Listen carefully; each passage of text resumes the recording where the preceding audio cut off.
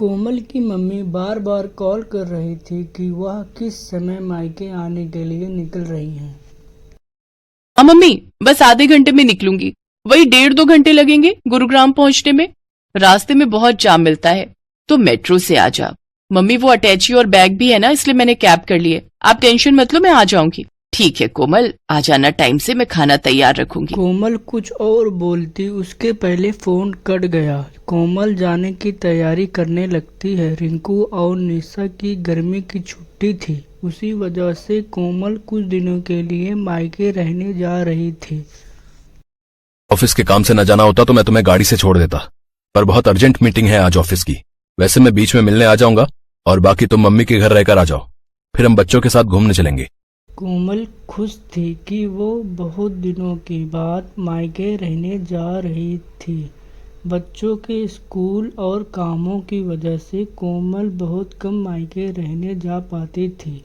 बच्चों की छुट्टियां थी, इसीलिए कोमल कुछ दिनों के लिए मायके रहने जाती। पर जब वह मायके पहुंचती तो उसकी भाभी सुनैना घर पर नहीं थी। माँ, मुझे मैंगो शेक पीना है। नानी माँ, मुझे मैंगो खाना है। हाँ हाँ बच्चों रुको, मैं अभी तुम दोनों के लिए मैंगो भी लाती हूँ और मैंगो शेक भी। मम्मी, भाभी अपनी मम्मी के घर से कब तक आएंगी? बस आने ही वाली होगी, मैंने उसे बता दिया था कि तुम आने वाली हो। अभी कोई कोमल पूरी बात भी नहीं कर पाई थी कि सुनैना अपने 2 बच्चों चारू और दीपू के साथ आ जाती है। अरे माँ जी, फ्रिज के सारे आम काटकर अपनी बेटी को ही खिला दिए या फिर 1-2 छोड़े भी हैं? कैसी हो कोमल? नमस्ते भाभी, मैं ठीक हूँ। वो बच्चे मैंगो की जिद। हाँ हाँ, आम का सीजन है और बच्चे अपने मामा के घर आए तो आम तो खाएंगे ही ना। ये देखो, मम्मी ने पके हुए बढ़िया दशहरी आम खाने को दिए, पूरे 5 किलो हैं। अब देख लो, पिछली गली में मेरा घर है, फिर भी मम्मी पापा मुझे सामान देते ही रहते हैं। मैं भी कुछ न कुछ ले जाती रहती हूँ, कभी खाली हाथ नहीं जाती। सुने ना, कोमल भी आम और लीची लेकर आई है, फ्रिज में रख दिए हैं। अच्छा किया, वैसे भी अब कुछ दिन यहाँ रुकोगे तो बच्चे तो कुछ न कुछ खाने को मांगते ही रहते हैं। अच्छा, मैं ये आम फ्रिज में लगा कर आती हूँ। सुनैना रसोई में चली जाती है, पर कोमल उसी समय गुस्से में थी। मम्मी, यही वजह है कि मैं यहाँ ना पसंद नहीं करती हूँ। मेरा तो मन ही नहीं था कि मैं इस बार छुट्टियों में मायके आऊँ। सुधीर तो बोल भी रहे थे कि कहीं घूमने चलते हैं। मैंने ही उन्हें मना कर दिया कि नहीं, पहले मैं कुछ दिन मम्मी के घर जाकर आऊंगी, इसके बाद घूमने जाएंगे। बहुत बड़ी गलती कर दी जो मैं यहाँ आ गई। अगर भाभी का यही रवैया रहा ना तो मैं फिर कभी नहीं आऊंगी मायके। अरे सुनैना की बातों पर ध्यान मत दिया कर, वो ऐसी ही है। उसे समझ नहीं है कि कब क्या बोलना चाहिए। और ये घर मेरा है, तेरी माँ का है। अभी क्योंकि मैं जिंदा हूँ इसलिए तू अपनी माँ के घर आई है, आराम से रह। आज तेरे पापा जिंदा होते तो तेरे आने पर पलके बिछा देते। कोमल देखती है कि उसकी माँ के आंखों में आंसू आ जाते हैं, इसीलिए उसी समय कोमल चुप हो जाती है और बात को बदल देती है। मम्मी, भैया को ना फोन मिला दो, उन्हें कहना मेरे लिए बंगाली रसगुल्ले लेते हुए आएंगे, बहुत मन हो रहा है। तभी कोमल का भाई आ जाता है। अरे मुझे पता है तू आने वाली है, इसीलिए मैं रास्ते में हलवाई से बंगाली रसगुल्ले लेता हुआ आया हूँ। ये ले, तेरी पसंद के बंगाली रसगुल्ले, वो भी छोटे वाले। नमस्ते भैया, कैसे हो? थैंक यू, आपको याद था कि मैं आने वाली हूँ। हाँ, मम्मी ने सुबह बता दिया था कि तुम आने वाली हो। और जीजू कैसे हैं, सब बढ़िया? जी भैया, सब ठीक है। देसी घी लाए हो? मैंने बोला था देसी घी खत्म हो गया, लेते हुए आना। अरे मैं भूल ही गया, सॉरी। काम की चीज तो तुम भूल ही जाओगे जो मैंने बोली है। बहन के लिए रसगुल्ले लाना नहीं भूले, और देसी घी भी मैं अपने लिए नहीं बोल रही हूँ। रिंकू और दिशा देसी घी के पराठे खाते हैं।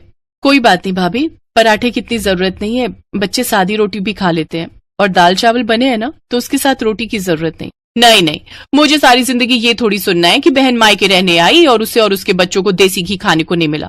जाओ रवि, आप लेकर आओ। हाँ हाँ, जा रहा हूँ।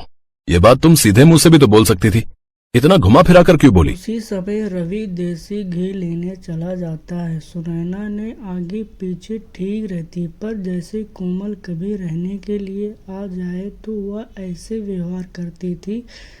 इसी वजह से कोमल मायके आना पसंद नहीं करती थी। वह तो सिर्फ अपने माँ और भाई की वजह से मायके आ रही थी। इतना याद रखो, मैं बस आपके और भैया के मुंह को यहाँ आती हूँ, वरना भाभी से मुझे कोई उम्मीद नहीं। कोमल का मन ही नहीं लग रहा था, क्योंकि उसकी भाभी सुनैना बहुत ही अटपटा व्यवहार करती थी। एक दिन सब लोग घूमने के लिए मेले गए।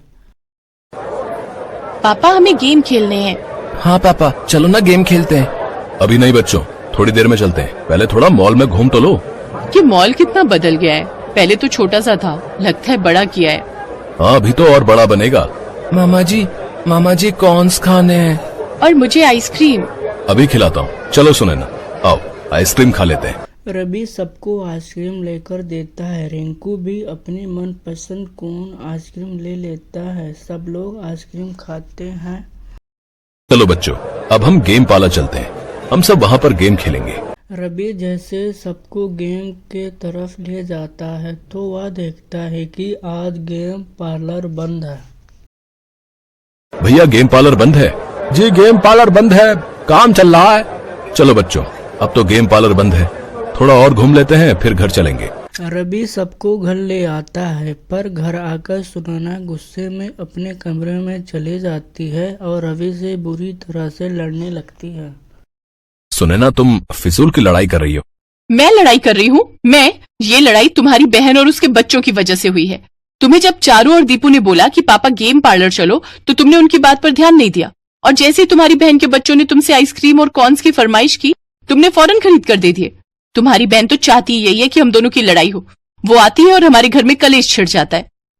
चुप हो जाओ सुनैना, कोमल सारी बातें सुन रही होगी, उस पर क्या बीतेगी तुमने सोचा भी है? कोमल इस घर की बेटी है, मेरी बहन है। अगर तुम्हारे घर में तुम्हारे साथ ऐसा हो तो तुम पर क्या बीतेगी सुनैना? थोड़ा होश में आओ, तुमने आज बहुत बोल दिया। कोमल सब कुछ सुन चुकी थी। कुछ देर बाद जब सुनैना शांत हो जाती है।